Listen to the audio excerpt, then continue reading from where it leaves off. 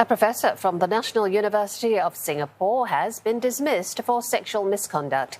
Investigations by the university showed that Professor Theodore Hopf had sexually harassed a student in physical, verbal and written forms. Tan Se-hui spoke to Professor Hopf, who has denied all allegations.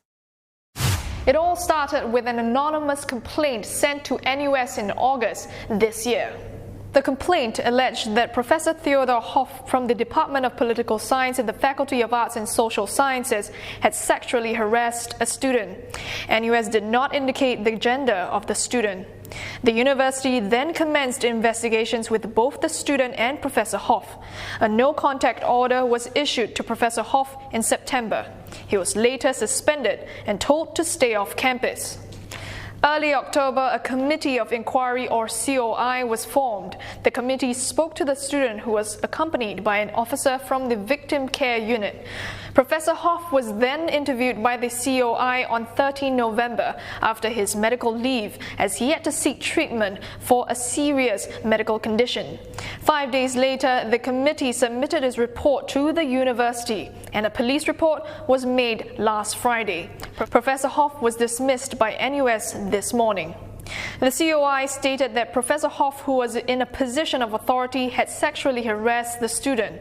Some of the findings include a meeting in August between the student and professor on campus.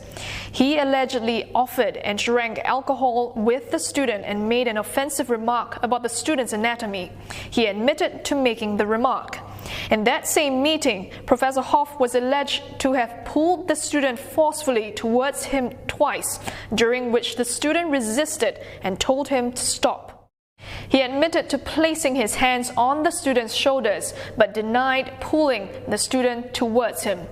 It was also revealed that 2 years ago, Professor Hopf had allegedly sent a sex text message to the student.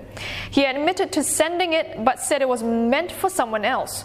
But the committee found that he had not apologized for wrongly sending the message, calling it a serious professional misconduct. Earlier, I contacted Professor Hopf for his comments.